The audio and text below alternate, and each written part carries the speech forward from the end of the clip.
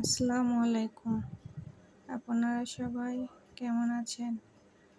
আশা করছি আল্লাহর রহমতে সবাই ভালো আছেন, সুস্থ আছেন। আজকে আমি আপনাদের সাথে বিশেষ একটি মশলার রেসিপি শেয়ার করব।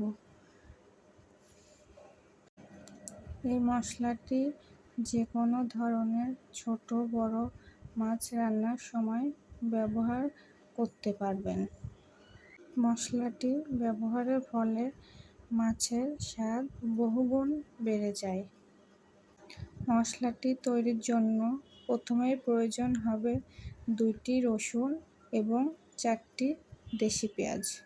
অবশ্যই এখানে দেশি পেঁয়াজ লাগবে, বিদেশি পেঁয়াজ দিয়ে এই মশলাটি বানানো যাবে না।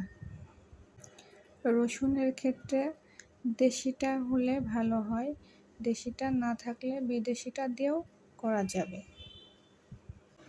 আমি 2টি রসুন লম্বাভাবে কেটে নিয়েছি এবং পেঁয়াজ 4টি কেটে নিয়েছি অফ স্ক্রিনে।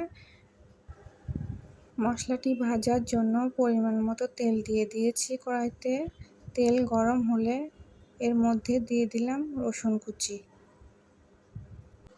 এভাবে কিছুক্ষণ নাড়াচাড়া করে রসুনগুলো ভাজতে হবে, নাড়াচাড়ার মধ্যে থাকতে হবে।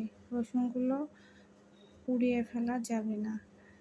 যখন দেখব রসুনের রং হালকা কিছুটা পরিবর্তন হতে শুরু করেছে, তখন আমি পেঁয়াজ কুচিগুলো দিয়ে দিব। পেঁয়াজ কুচি দিয়ে নাড়তে থাকবো, নাড়াচাড়া করে ভাজবো, রেখে দিব না। রেখে দিলে পুড়ে যাবে। 2-1টা পেঁয়াজ দেখা যাবে পুড়ে যাচ্ছে, আর কিছু পেঁয়াজ দেখা যাচ্ছে কাঁচা থাকছে। এর জন্য আমরা নাড়াচাড়া করে পেঁয়াজ রসুন একসঙ্গে মিলিয়ে ভেজে নিব। এটি ভাজার সময় আরেকটি লক্ষণীয় বিষয় হলো আমাদের গ্যাসের চুলার জালটা কেমন আছে সেদিকে অবশ্যই খেয়াল করতে হবে। গ্যাসের চুলার জাল মিডিয়াম টু লো হিটের মধ্যে রাখতে হবে। এভাবে নাড়াচাড়ার উপরে ভাজতে হবে। যখন দেখব পেঁয়াজের রং আসতে শুরু করেছে, তখন আমি চুলার জালটা আরেকটু কমিয়ে দিব যেন পুড়ে না যায়। এখন আমি দিয়ে দিলাম 5টি শুকনো মরিচ। আপনারা এখানে শুকনো মরিচের পরিমাণ কম বেশি করতে পারেন, তবে খুব বেশি দেওয়া যাবে না। মশলা অনুযায়ী ঝাল হবে এরকম মরিচ ব্যবহার করতে হবে। এভাবে নাড়াচাড়া করে ভাজতে ভাজতে যখন সোনালি রং চলে আসবে, তখন আমি 4 চা চামচ পরিমাণ জিরা দিয়ে দিব তেলের মধ্যে। জিরা যখন চটপট করে শব্দ করবে, তখন চুলাটা বন্ধ করে দিতে হবে। জিরা পুড়ে যেন না যায়, পুড়ে গেলে মশলাটা তিতা হয়ে যাবে।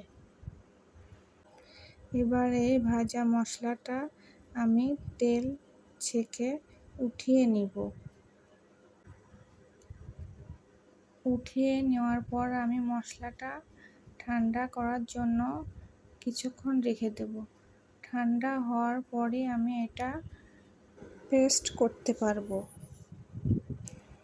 রসুন, পেঁয়াজ, মরিচ, জিরা একসঙ্গে ভাজার পর আমার মশলাটা দেখতে এরকম হয়েছে।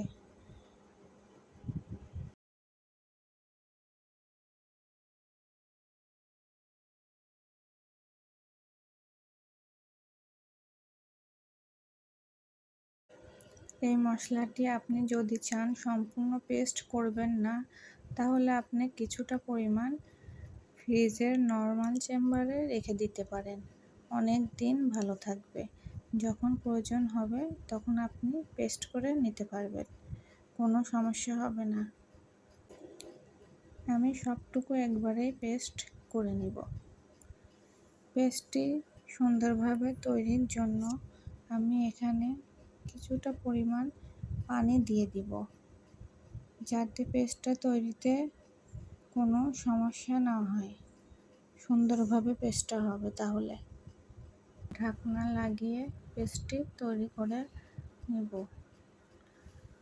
পেস্টটি তৈরি করার সময় আপনারা প্রয়োজন হলে খুলে একবার চামচ দিয়ে নেড়ে দিতে পারেন। আমি অফ স্ক্রিনে পেস্টটি তৈরি করে নিয়েছি।